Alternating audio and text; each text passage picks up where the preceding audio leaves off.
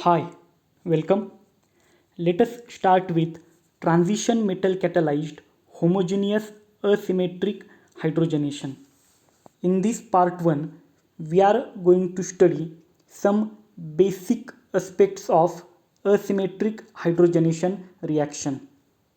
Now, asymmetric hydrogenation, as its name suggests, it is a hydrogenation reaction, and when we perform hydrogenation, there is asymmetry induced in the molecule. The asymmetric hydrogenation of prochiral unsaturated compounds such as alkenes, ketones, and imines is one of the most efficient and straightforward methods for the preparation of optically active compounds.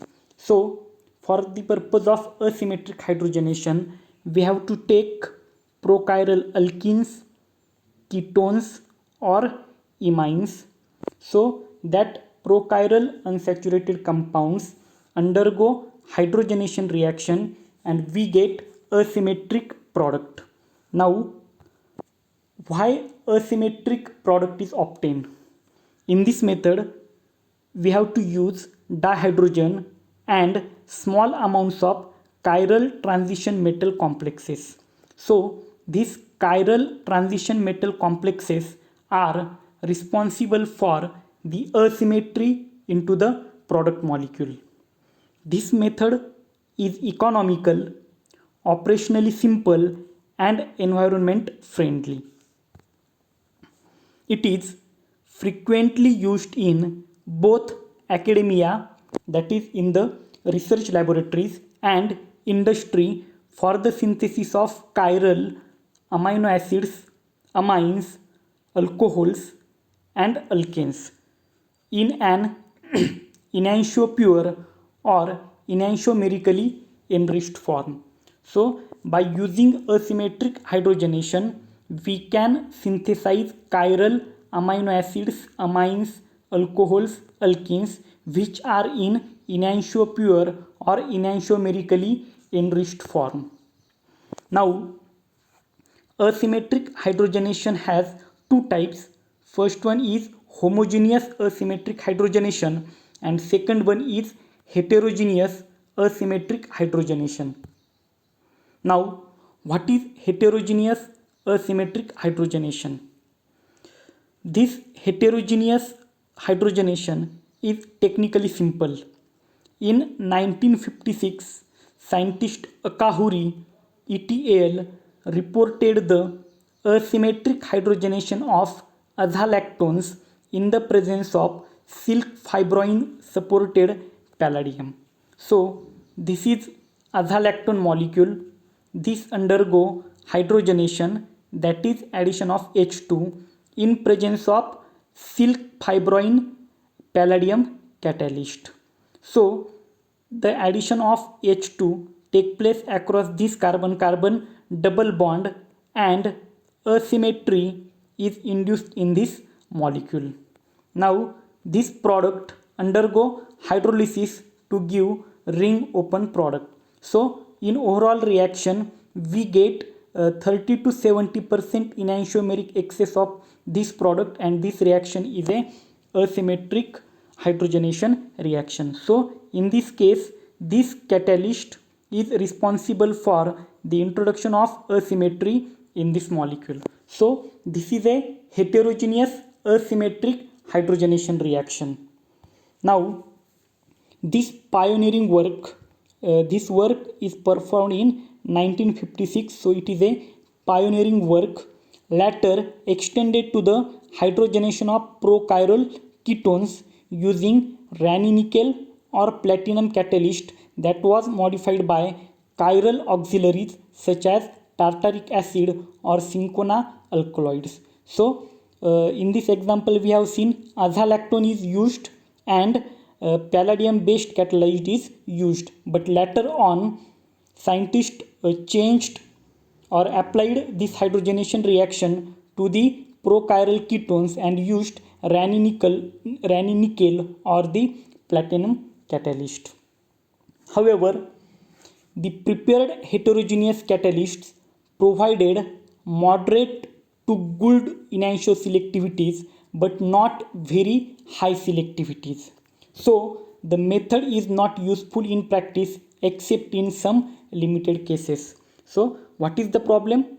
Problem is that we get moderate to good enantioselectivities but not very high selectivities. If we get a very high selectivity, enantioselectivity, then that reaction is useful. But in this case, we get only moderate to good enantioselectivity. So this method is not useful in practice except in some limited cases. Now, in contrast, homogeneous asymmetric hydrogenation has developed enormously in the past 4 decades and has become the useful methodology in modern science and technology. Now, what is homogeneous asymmetric hydrogenation? So, first reported independently by Knowles and Horner in 1968. What they have done, they replaced triphenylphosphine of the Wilkinson catalyst. So we know that this is tris triphenylphosphine chlororhodium is the Wilkinson catalyst. Scientists Knowles and Horner replaced triphenylphosphine of this Wilkinson catalyst with optically active methylphenyl N-propylphosphine and examined its catalytic performance in the hydrogenation of prochiral alkenes. So see the reaction. In this reaction, it is a rhodium based catalyst. They have replaced triphenylphosphine by optically active methylphenyl N-propylphosphine. So this is methylphenyl N-propylphosphine. Now in this reaction see H2, so the addition of H2 take place across this carbon-carbon double bond, and in this product we see that asymmetry is induced. So the optically yields were low, but catalytic asymmetric hydrogenation was shown experimentally to have occurred unequivocally in the homogeneous system. So optical yields were low, but catalytic asymmetric hydrogenation was good in this reaction. Now, the Monsanto process for the production of L-DOPA. So, this was the first example of homogeneous asymmetric hydrogenation which was reported in 1968, but the Monsanto process for the production of L-DOPA was the first example of homogeneous asymmetric catalysis on an industrial scale. So this reaction is performed on industrial scale.